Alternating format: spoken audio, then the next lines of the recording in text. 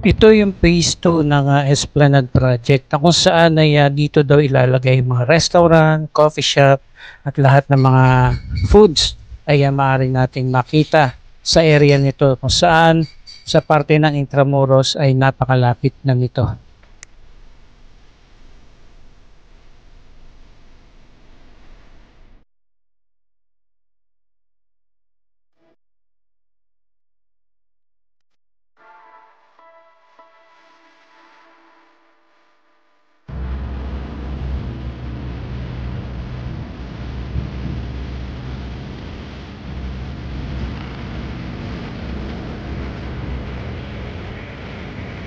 Good morning guys! Ito na naman po si Kuya Ron TV at nag-update po dito sa Esplanade Project. Malapit po yan dito sa may Manila Post Office at along Pasig River. So right now napakainit ng panahon at sa mga ganitong oras ay wala pang namamasyal. Araw ng Lunes ito ay sinasarado muna para sa pagme-maintain at ngayon nga po ay nakikita lamang po natin dito ay yung mga naglilinis at o-operate sa mga kanilang nire-repair o inaayos pa dito sa Esplanade Project.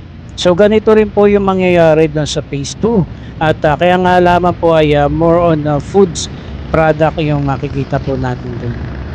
Ayan, napakaganda pong pumunta rito especially sa gabi dahil napakaganda, instagrammable yung dating ng Malavinis vibes na Esplanade po dito yan sa Pasig River along back of Manila Post Office. Maya-maya po puntahan po natin yung phase 2 dahil napakahaba na po ng area na to pero hindi lamang po dito magtatapos kasi yung Esplanade Project na ginagawa dito. Napakahaba pa ng ng I think 25 kilometers na mayroong mga ganitong showcase area o mga Esplanade na makikita tayo dito sa Pasig River. So nung nakarang linggo ay bumisita rito sa area si Secretary DHSUD Jose Rizalino Acosar. Tiningnan niya itong Esplanade Project dito.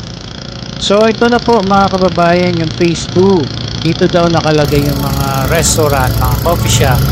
Yan, at panigurado ay maraming mag-enjoy dito dahil hindi lang sila makakapamasyal kundi makakakain din sila dito along Pasig River, and hopefully yung Pasig River ay tuluyan na talaga malinis upang mas maganda pa yung ambience natin pag tayo ay namamasyal dito. So mabilis na to, I think mga ilang buwan lamang ito ay makukompleto na rin ito. Yan na po yung pinaka platform at yan po yung area kung saan tayo makakabili ng mga pagkain. Diyan po yan sa area ng phase 2 ng Esplanade Project dito po sa Pasig River along Manila.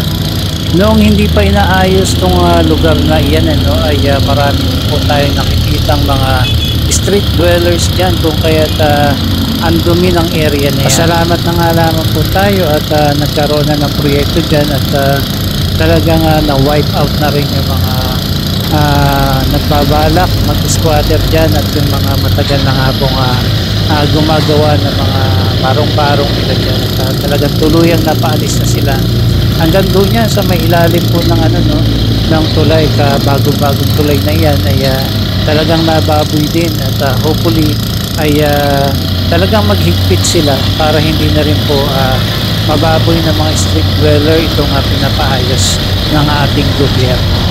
Maya-maya punta tayo doon sa may tulay na yan para mas makita natin ang malapitan yung operation naman dyan. So along Intramuros na po talaga yan mga kababayan.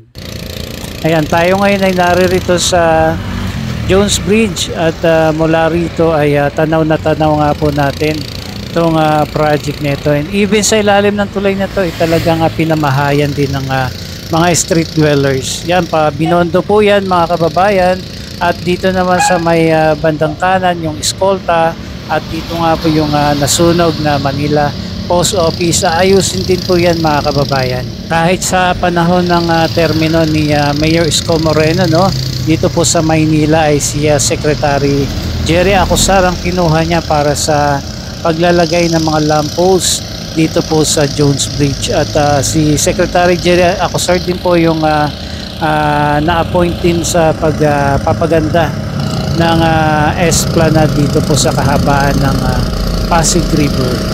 So ayan na po mga kababayan, abalang-abala po dyan yung mga workers ngayon dyan sa project na yan. Kung nakarang araw ay bumisita nga po no, si Secretary Jerry Acosar at nag-inspect po sa lugar na yan.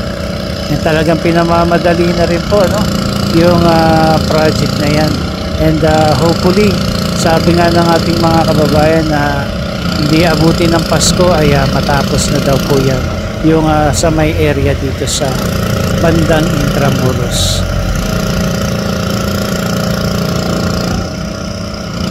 Ayan, bumaba na po tayo ng Jones Bridge at naririto na po tayo sa may area ng Intramuros kung saan ay naririto na po talaga yung pinaka-operation ng pagkukonstruction ng Esplanade Project. Yan, lakad-lakad po tayo at silipin natin itong ginagawa nila dyan. So ito po no, yung once again yung sinasabi ko nga po na mga food area nating makikita rito. Dito po yung mga restaurant, coffee shop at kung ano-ano pa. According po yan sa source nating napagtanungan. So mahaba-haba na rin pala yung nagawa nila ng pinaka-platform nitong Esplanade dito po sa Phase 2.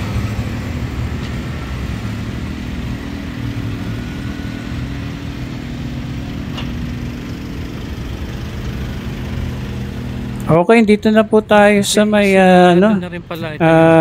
Binondo Intramuros Bridge at kita nyo naman yung tulay nito. Kabago-bago ay talagang dami pong graffiti at mga vandalism.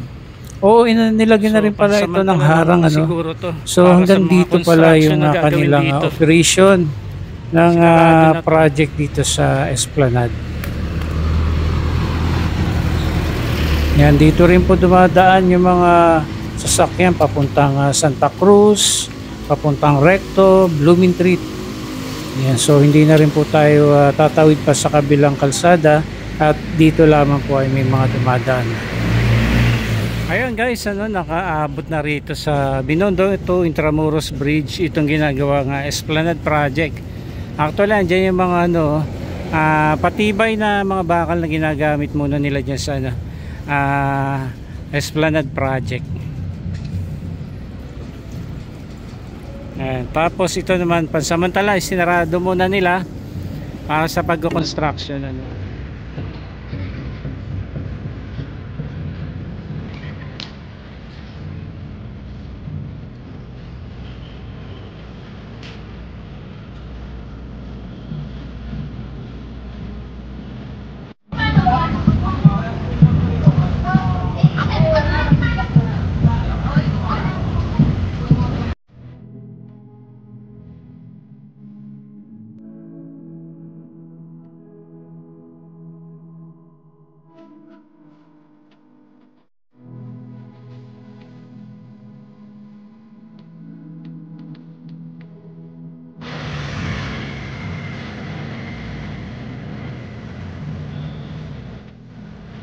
Okay, ito po yung ginagawa nila ngayon dito sa may lapit na halos andito na pala sa tulay na ito, Binondo Intramuros Bridge, itong Esplanade na ginagawa nila.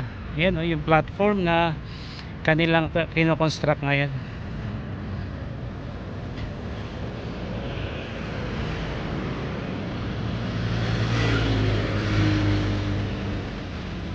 Yan, yung tulay naman na yun, Jones Bridge. Tapos nandyan yung mga kilalang struktura dito sa Maynila. Itong Manila Post Office na nasunog yan ay re-redevelopment din po yan.